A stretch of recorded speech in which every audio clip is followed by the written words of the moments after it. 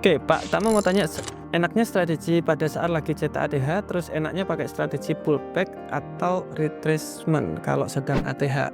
Nah, menarik. Contoh goal di sini kalau udah ATH kayak gini, Pak, saya harus gimana nih? Saya harus buy posisi atau sell posisi? Ini contoh aja ya. Saya harus buy posisi apa sell posisi? Ingat yang kita bilang ketika tren itu naik, kita hanya buy, turun, kita hanya sell. Jadi ngikuti tren. Ini tren sedang naik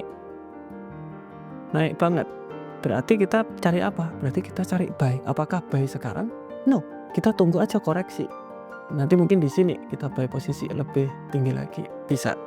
Oke, apakah nanti di sini kita buy? Tidak, tunggu aja koreksi. Koreksi di mana? Di sini. Sebelum kita buy. Turun, buy lagi. Turun, buy lagi. Karena ketika tren naik itu harus buy posisi, ngikuti trennya aja. Jadi kalau dibilang setelah pakai strategi pullback atau retracement, kelihatannya di retracement di sini kita ngikuti tren aja, Pak. Kalau trennya naik ya kita buy, trennya turun kita sell. Sesimpel itu sebenarnya. Welcome to answer your question. Jangan lupa untuk komentar di bawah untuk kita jawab di video selanjutnya. Oke, dari Pikri Aldian, Mas mau tanya, kan coding market structure di H4 bullish. Oke, kita contohkan. Bullish. Lanjut. Di H1 M30 bearish, berarti di sini bearish. Kita lihat di timeline kecil bearish. Terus kita terus entry sell tuh di M30, itu termasuk counter trend kah? Terima kasih. Oke, kalau misalkan Bapak ngelihatnya seperti ini counter trend apa enggak? Tergantung time frame-nya. Jadi kalau time frame kecil ini kok ngikuti tren sebenarnya. Kalau time frame besar kelihatan Bapak hanya ngambil koreksinya. Nah, sebenarnya yang menarik itu Bapak sebenarnya bisa sell, Pak. Boleh. Sampai mana? Ya mungkin sampai area trendline di sini. Karena ini juga area support dan resistennya di situ. Nah, kalau udah sampai sini, udah jangan sell lagi. Malah kita harus ekspektasi lebih tinggi lagi, yaitu buy posisi biar lebih panjang lagi. Itu yang dinamakan multiple time frame. Jadi itu menarik banget. Kalian bisa cek video multiple time frame part 1 dan part 2 di sini. Oke, dari Kinoeja Junior, Mas Tama tolong koreksi cara trading saya. Saya trading nggak pernah pakai TP, Mas, cuma pakai SL aja. Oke, nggak pernah pakai TP. Contoh kita sell posisi di sini, SL-nya di sini, TP-nya open, berarti nggak pakai TP. Oke, masalah take profitnya biasanya kalau sudah 2 kali SL saya take, Mas. Misal saya pasang SL kerugian $5. Nah, kalau udah baru di root $10 itu saya close. Oke, 2 kali lipat dari stop loss-nya berarti. Kadang baru 8 US dollar juga saya udah close. Oke, berarti di sini semuanya Bapak manual. Ada cara yang agak menarik.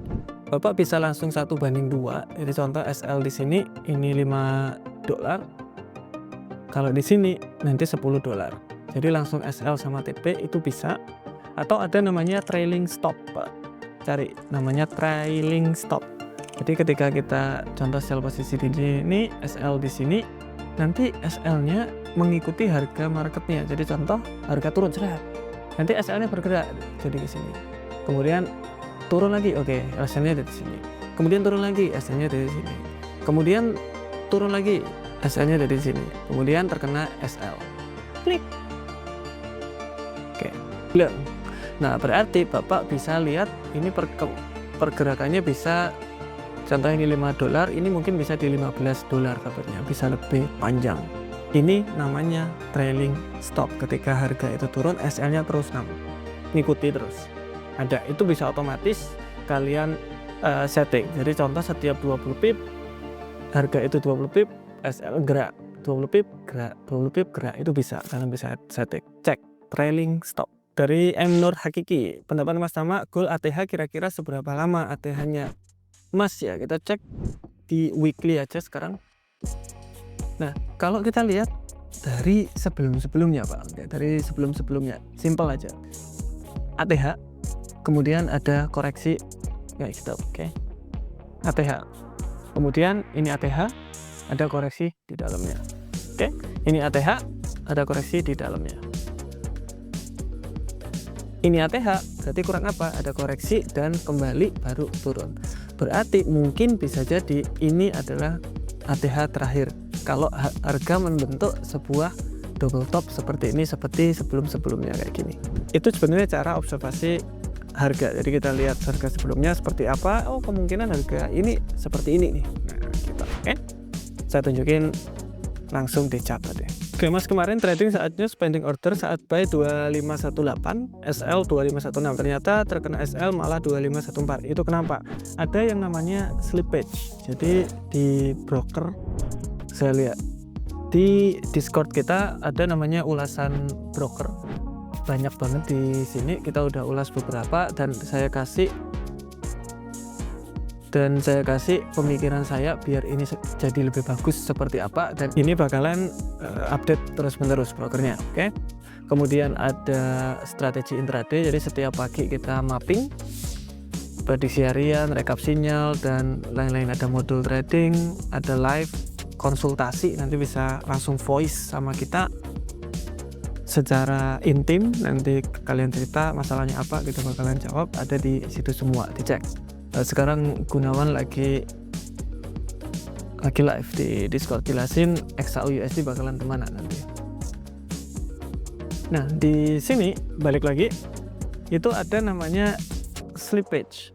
Jadi yang di ulasan broker tadi ada namanya slippage. Slippage itu apa? Jadi contoh market itu, jadi market kan kayak gini tuh ya. Nah kemudian nunggu news, nunggu berita, tiba-tiba ada berita yang sangat kenceng banget, semua orang membeli di harga yang sama, di harga situ, oke, sedunia, karena eventnya kan event dunia. Nah tiba-tiba pastinya harga langsung dari contoh harga 1000 jadi 1500, tiba-tiba langsung naik secara drastis berapa milisecond. Nah server broker itu nggak kuat untuk menangkap itu, makanya harga kadang-kadang loncat langsung segitu. Kadang-kadang Anda membeli di 1000 itu bisa jadi dapatnya di 1500 karena itu tadi loncat, namanya slippage. Hampir semua broker katanya bakalan slippage karena ya itu tadi delay semua, delay. Jadi makanya kenapa saya jarang banget untuk trading news sekarang. Kalau nggak waktu live juga kita nggak bakalan trading news. Nah di sini kenapa kok SL-nya jadi melebar jadinya Pak? Ya iya sama.